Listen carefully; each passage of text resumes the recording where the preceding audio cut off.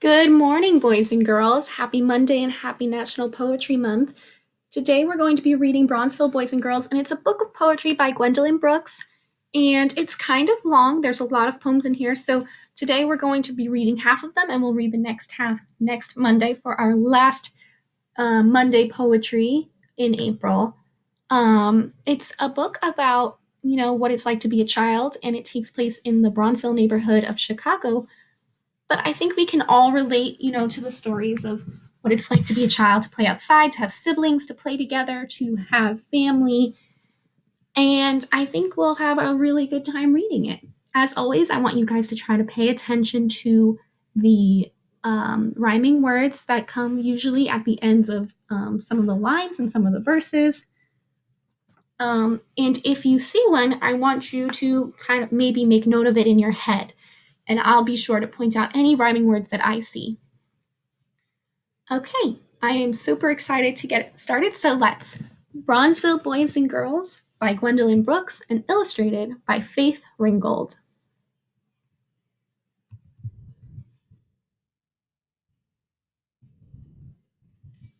Mexie and Britty. A tiny tea party is happening today. Pink cakes and nuts and bonbons on a tiny tray. It's out within the weather, beneath the clouds and sun, and pausing ants have peeked upon, as birds and gods have done. Mexie's in her white dress and Birdie's in her brown. There are no finer ladies teaing in the town. I see lots of rhyming words today, tray, sun, done, brown, and town. Let's see if we can find other ones.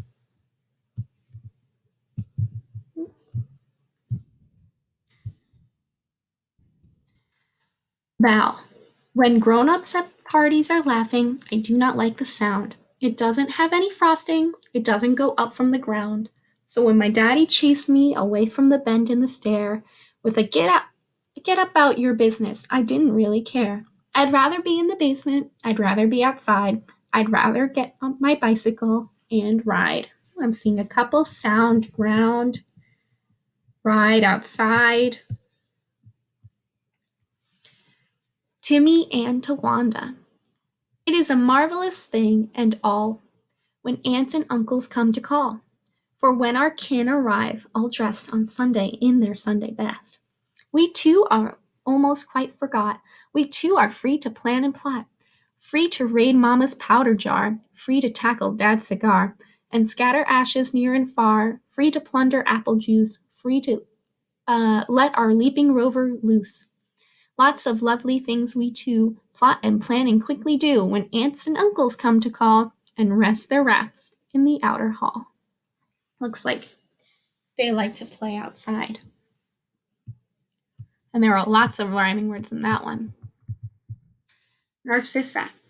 Some of the girls are playing jacks, some are playing ball, but small Narcissa is not playing anything at all. Small Narcissa sits upon a brick in her backyard and looks at tiger lilies and shakes her pigtails hard. First she is an ancient queen in pomp and purple veil. Soon she is a singing wind, and next a nightingale.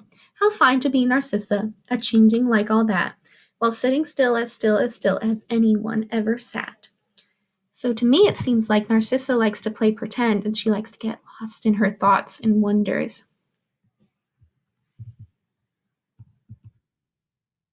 Andre. I had a dream last night. I dreamed I had to pick a mother out. I had to choose a father too. At first I wondered what to do. There were so many there, it seemed, short and tall and thin and stout. But just before I sprang awake, I knew what parents I would take, and this surprised me and made me glad. They were the ones I always had. This one has lots of rhyming words. Almost every single one rhymes.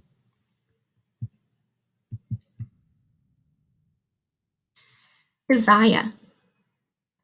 I have a secret place to go. Not anyone may know. And sometimes when the wind is rough, I cannot get there fast enough. And sometimes when my mother is scolding my big brother, my secret place, it seems to me, is quite the only place to be. And look, he's hiding under the table. Charles, sick times, you go inside yourself. and scarce can come away. You sit and look outside yourself at people passing by.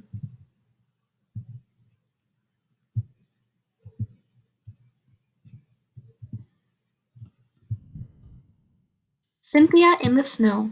It sushes, it hushes, the loudness in the road. It flitter twitters and laughs away from me. It laughs a lovely whiteness, and whitely whirs away, to be some other wear, still white as milk or shirts. So beautiful, it hurts. I think Cynthia really likes the snow, based on what she says. It laughs a lovely whiteness, so beautiful. She must really like the snow.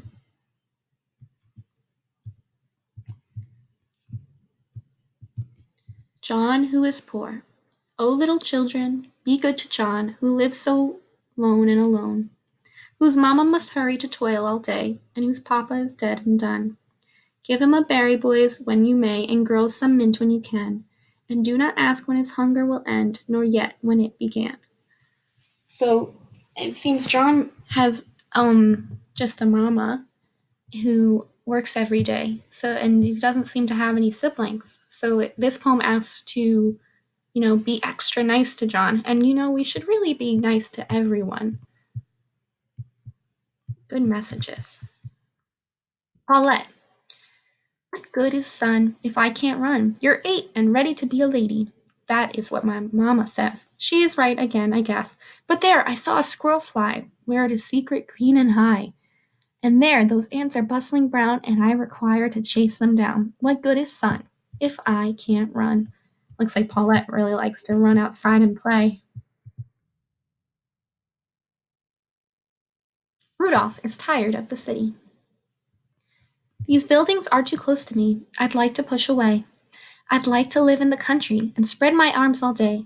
I'd like to spread my breath out too, as farmers' sons and daughters do. I'd tend the cows and chickens, I'd do the other chores. Then all the hours left I'd go, a spreading out of doors. Looks like Rudolph really likes to spend his time outside with the nature and birds and the cows. Epi. A little girl wants something that's perfectly her own, something that she can't talk about on the telephone, or in the classroom softly and knowing that she shouldn't, or at the movies to her chum, although she mostly wouldn't disturb a nervous neighbor, or maybe to her mother. Something to talk about and put in a box, or other own place, perhaps a drawer, beneath the hankies and the pink camisole, best anklet sash with the satin band.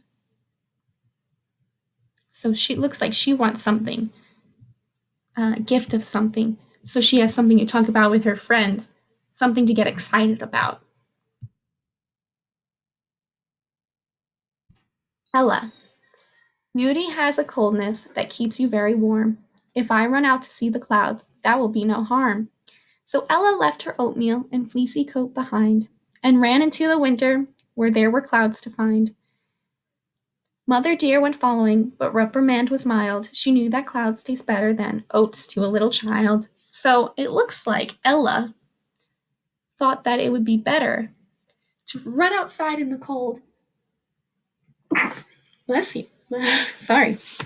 To run outside in the cold than to eat her breakfast. And I don't know about you, but there have been many a times where I wish that I could have ran outside and escaped some of the food that I've had to eat. Dave, my baby sister will be fat. Oh, there is no avoiding that. For when she cries to dry her eyes, I always pop a chocolate drop into her pretty mouth, since this soothes her faster than a kiss. So the reason why Dave thinks that his baby sister will be fat is because every time she cries or she's upset, he puts chocolate in her mouth. And she must cry a lot, or else he wouldn't think that she gets fat. My goodness, maybe she just wants some chocolate, huh? Could be. Luther and Breck. In England there were castles, here there never are, and anciently were knights so brave, off to bold deeds afar. And coming back to long high halls, so stony, so austere, these little boys cared nothing for their wooden walls of here. Much rather mount a noble steed, and speed off to save the queen, to chop in dreadful grottos dragons never seen. So here, also, there's a lot of big words. So in England, there were castles, but here in Bronzeville, there never are. And anciently were knights so brave. So back in old times, knights were super brave, off to bold deeds afar, and coming back to long high halls so stony, so austere. So they'd go off and do their quests, and then they'd come back to the castles that were made of stone and very elegant and magical. These little boys care nothing for their wooden walls of here. So the boys that live in Bronzeville, they would much rather be a knight living in a castle in England. They'd rather mount a noble steed, they'd rather go off and ride a horse and speed to try to save the queen.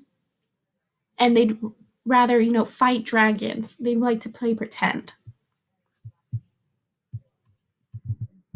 Michael is afraid of the storm. Lightning is angry in the night. Thunder spanks our house. Rain is hating our old elm. It punishes the boughs.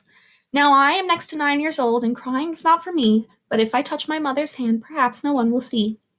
And if I keep herself in sight and follow her busy dress, no one will notice my wild eye. No one will laugh, I guess. I don't know about you, but sometimes storms can be really scary with lightning and thunder. So I can understand being a little bit frightened and wanting to hold my mommy's hand.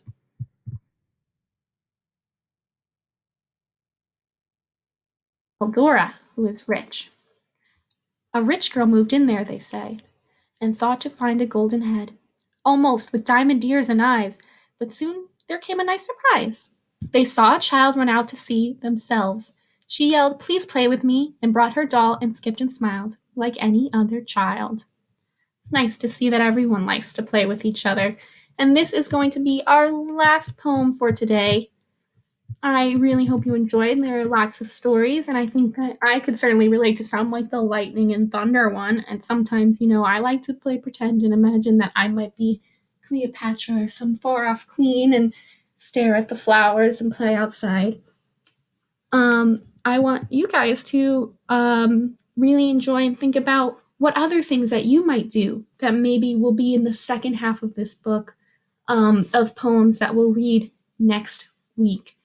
I hope you have a wonderful Monday, and I can't wait to read with you again on Wednesday. Have a great day. Bye-bye.